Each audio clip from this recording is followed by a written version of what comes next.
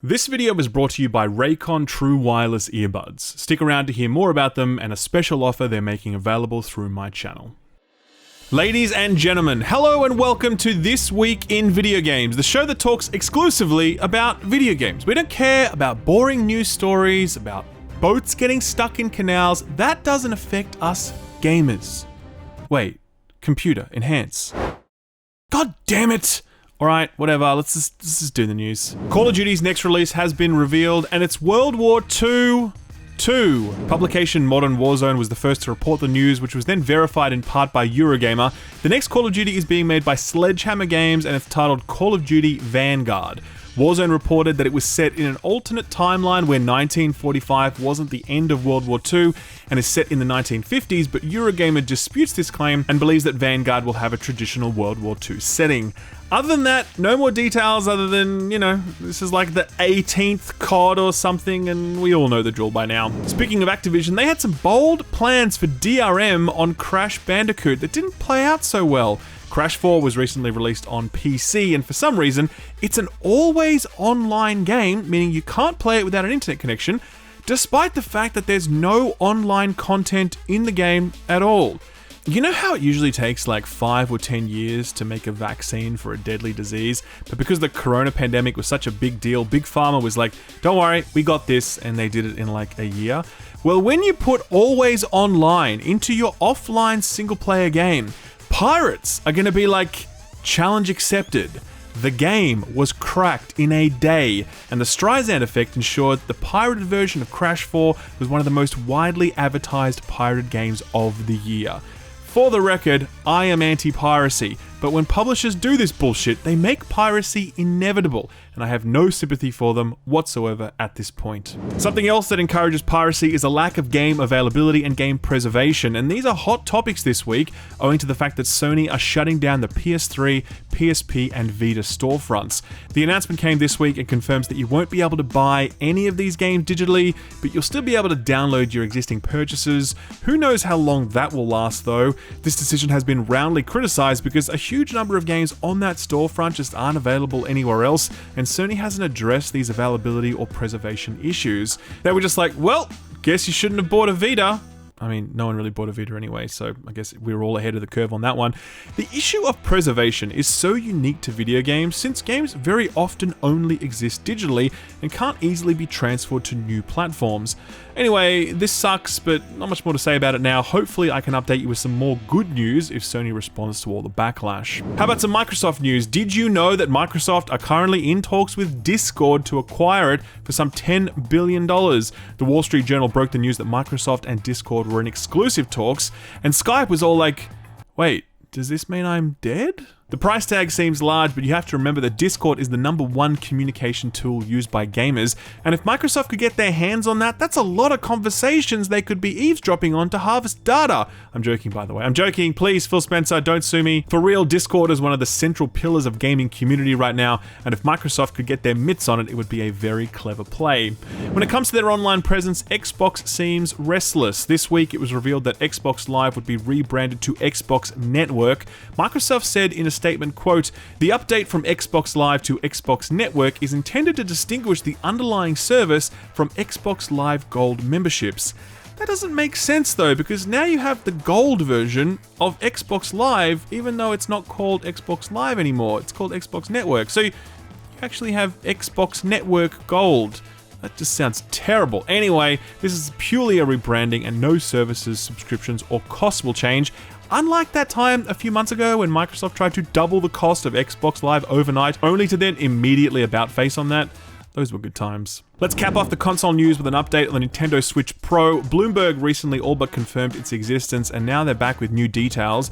Many wondered how the Switch would achieve the rumored 4K resolution with its modest hardware, and the answer appears to be Nvidia's DLSS, which is a technology used on PCs to simulate higher resolutions using far less processing power. Bloomberg is also tipping a potential price point of $399 US, which is a lot, but at the same time, the Switch is a pretty special piece of hardware, and I don't think Nintendo will struggle to sell it at that price.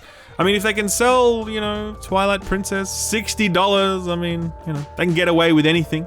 The Switch Pro is still rumored to come out before the end of the year, so have your wallet ready. Here's something cool. Outriders releases this week on the 1st of April, and developer People Can Fly have outlined how they plan to tackle cheaters. If you cheat in Outriders, you can expect to not be match made with non-cheaters, and you will get a large permanent watermark on your screen branding you a cheater. That way, if you upload gameplay clips doing all sorts of crazy stuff, everyone will know you cheated. Many wonder why this game needs these sorts of measures if it's a PvE only game. I mean, I personally don't want to matchmake with someone who's cheating because they'll probably just like one-shot everything and that wouldn't be fun. There may also be leaderboards in the future, so you want to protect the integrity of those. Either way, I think this approach sounds fair.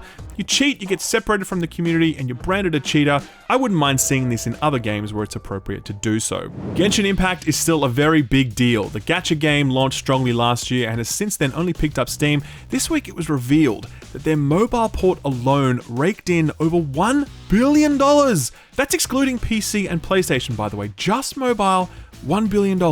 For what it's worth, I've heard the developer has done a great job in producing new content that's worth playing, and they haven't been too greedy with the way they've been charging for it, so that's encouraging. I'm still yet to get stuck into Genshin, but I'll get around to it at some point. One game I have played, and that I very, very strongly recommend that you play, is Hunt Showdown. Hunt is a PvEvP battle royale hybrid. It's sort of like Escape from Tarkov if it were a creepy western. This week, Hunt held their As the Crow Flies event, which culminated in the reveal of a new boss called Scrapbeak. The new content paid off, and Hunt absolutely smashed its concurrent player record. Hunt is honestly genius. It's one of the best multiplayer shooters on the market today, and while it isn't for everyone, if it gets its hooks into you, it gets them in deep. I'll leave a link to my review of it in the description below. And finally, good news for the Kojima stans out there. It won't be too long until Kojima announces his next game. The news comes from art director and guy who drew all the Metal Gear art you love, Yoji Shinkawa. He says he can't share any details on the project, but that it will be announced soon. Speculation has been rife that Kojima's next project could be Silent Hill related, but those rumors seem to have died down some. Personally, I'm pulling for Death Stranding 2, though I recognize I'm pretty much the only person asking for that. So, what got announced or delayed this week? Well, this week, Xbox held their ID at Xbox Showcase, which shone a light on a lot of indie games. A lot. I don't know how many, a lot. It's impossible to talk about them all here, so I'll leave a link to the VOD and to a good summary article below. One thing I do want to shout out though is Nobody Saves the World, the next game from the people who made Guacamelee, which I absolutely loved. The new game is an RPG where you can transform into a rat, or a ranger, or a turtle, or a strongman, or a turtle that fires arrows. It has a brilliant art style, the classic Drinkbox sense of humor, and I'm very pumped for this. No release date yet, but it will likely be out sometime this year. Shadow Man Remaster. The remaster absolutely no one was asking for. It's out on April 15th. I don't understand why this exists. I actually like Shadow Man. I played it on the Dreamcast back in the day, but who asked for this? Anyway, April 15th. Surprise, Rome Total War is getting a remaster and it's arriving on April 15th as well. If this was foreshadowed earlier, I certainly hadn't heard about it. Rome was one of the defining games of the Total War series, so fans are pretty pumped about this one. ASTERIX and OBELISK Slap Them All was announced this week. It looks like a simple but charming 2D side-scrolling brawler. No date yet, but it will probably be out this year. Pokemon Go fans, get ready for the next big thing. This week, Niantic announced a new partnership with Nintendo to make a Pikmin-inspired augmented reality mobile game. No details on this yet other than it's currently in development, so don't expect a release date anytime soon. As for delays, we had two of them this week. The first was Back 4 Blood, the Left 4 Dead spiritual successor. It was originally slated for a June release but has been pushed back to October 12th, so that's quite a chunky delay there. The other one was for Humankind, the upcoming Civilization-esque game. It has been pushed back from April to August 17th. Finally, something got cancelled this week, and that something was the Final Fantasy XI reboot. Now, I didn't even know this existed, but apparently Nexon was working on this with Square, and it was announced back in 2015 with a 2016 planned release date. That sure as shit didn't happen. Then we heard like nothing about this for 5 years, and then all of a sudden it was cancelled? This feels like Daft Punk's breakup all over again. Rest in peace, Daft Punk. You will be missed. Let's take a look back at what came out last week and see how it landed. That Black Legend tactics style RPG didn't land super well, sitting at a mixed 60% positive on Steam and a 56 critic score on Metacritic. This one looks like a safe skip. Balan Wonderland did that dodgy thing where they don't release review code for the game until the day it releases, which isn't always a red flag, but it's often a red flag that the game is a bit of a dud and the publisher knew it. For this reason, Balan has very few reviews up right now, but none of them are great, and it's also sitting at mixed on Steam. Genesis Noir arrived for Switch, PC, and Game Pass, and it's done very well for itself. The stylish detective-themed adventure game is sitting at an 81 on Metacritic. The ever hard to please Edge magazine gave it an 80, saying, quote, "Here's to more games that dare to shoot for the stars, and to those that, like Genesis Noir, set their sights even higher." It Takes Two. Man, I am playing this game right now. Holy shit, this game is extraordinary. Like, I don't want to talk about it too much because I want to do a review, but oh, what a game. I'm not the only one that thinks this, by the way. The game is actually one of the highest rated releases of the year, sitting at around 90 on Metacritic. It deserves every point of that. It's just spectacular. Can't wait to talk about this more later this week. Something else I played this week that was awesome was NARITA Boy. Damn, also really loved this. Its combat isn't anywhere near as impressive as its visuals or its soundtrack, but the whole package just clicks together so well. I really recommend this to you. It's out on Game Pass actually, so you can get it really easily. I'll leave a link to my review in the description below. And finally, capping off an excellent week, Monster Hunter Rise got a release, and to the shock of absolutely no one, it's excellent. It's sitting at an 87 on Metacritic, and it's already sold 4 million units because people are nuts about this franchise. GameSpot scored it a 90, saying, quote, "The moment-to-moment combat is as impeccable as it's ever been," and puts Rise on a pedestal as one of the feathers in Nintendo Switch's cap. You love to see it. So what's coming out this week? Well, the biggest release is Outriders from Bulletstorm developer People Can Fly. This one has been on a real journey during its preview cycle, with people being very skeptical of yet another looter shooter hitting the market, since the track record for that genre isn't the best. Still, Outriders is bucking some of the more odious trends that underpin that genre, and as a result, Outriders has won more than a few people over. I mean, some people have put hundreds of hours into the demo alone, so, you know, there's got to be something there. I did a preview video on it, which I'll leave a link to in the description below. I enjoyed it. I'm looking forward to it releasing April 1st on PC, PlayStation, and Xbox, where it will be on Game Pass on day one. Thank you, Uncle Phil. PlayStation fans, you're getting your own day one free-ish game this week with the release of ODDWORLD SOULSTORM on the 6th of April. It's coming as part of your PS Plus subscription. The ODDWORLD franchise is so weird. It goes back to the very first PlayStation as sort of one of their flagship games, setting the tone for a more adult swing at video games. Despite this, Oddworld always existed as a sort of niche offering, and I was a little surprised to see the franchise resurrected for this generation. Anyway, the game continues to be a 2D puzzle platformer with a unique aesthetic and an irreverent sense of humor. I'll be checking this one out when I'm done with Outriders. Star Wars Republic Commando for the Nintendo Switch arrives on the 6th, so that's nice, and Lost Words Beyond the Page arrives the same day on PlayStation, Xbox, Switch, and Steam. It's a narrative adventure that got okay reviews when it arrived as a Stadia exclusive last year, so check that out if it's your jam. Put this on your radar.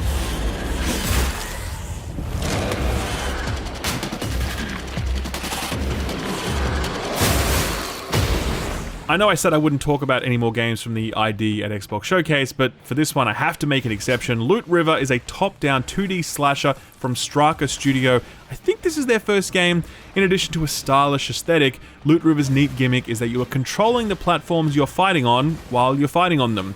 It seems like such a clever mix of puzzle solving and action, and I just love any game that has a character wearing one of those creepy bird masks. No release date on this one yet, but as always, if you like the look of it, don't forget to wishlist it on Steam, as that helps the developers out in a big way. It will also be making its way to at least Xbox when it releases. Sort of free stuff time. Okay, so at the time that this was being scripted and recorded, both Sony and Xbox have not yet announced the April PS Plus games or games with gold, with the exception of Oddworld SOULSTORM, which we know is coming to PS Plus. Sony and Microsoft will make these announcements over the next few hours, so keep an eye out for this. I'll leave a link to their blog pages below so you can check for yourself when this video is live. For Epic, we get the weekly refresh as per usual. Right now, it's Creature in the Well, that action pinball hybrid game.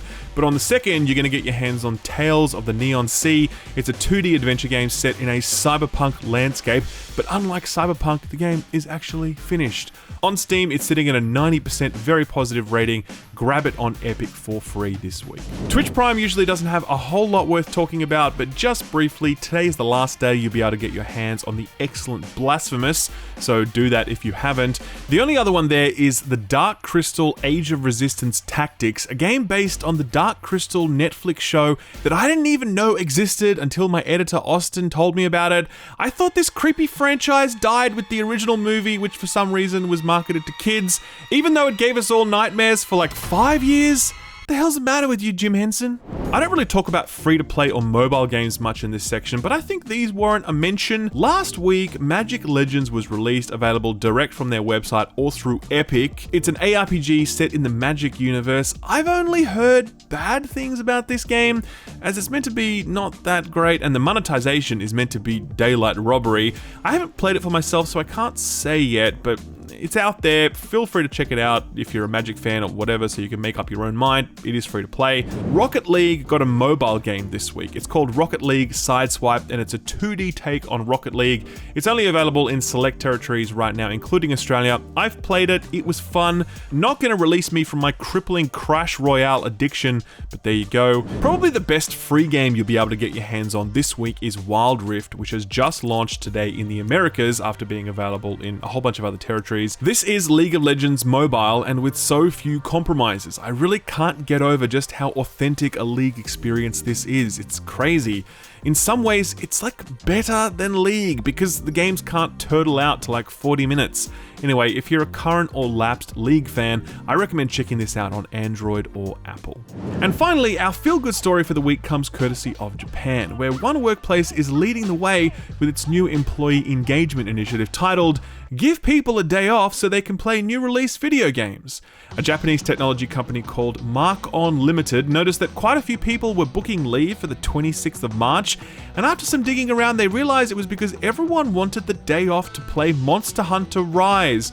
There were so many requests for leave that the company said, "Day off for everyone." In a statement to the staff, the company said, quote, "It is assumed that you will not be able to concentrate on your work, so it is called Monster Hunter Holiday," end quote.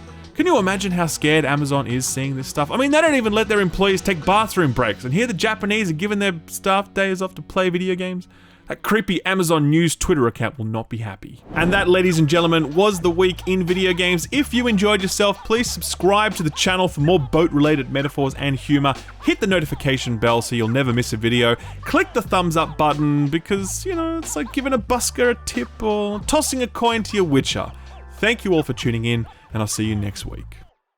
Before we go, lend me your ears so that we can fill them with wireless earbuds.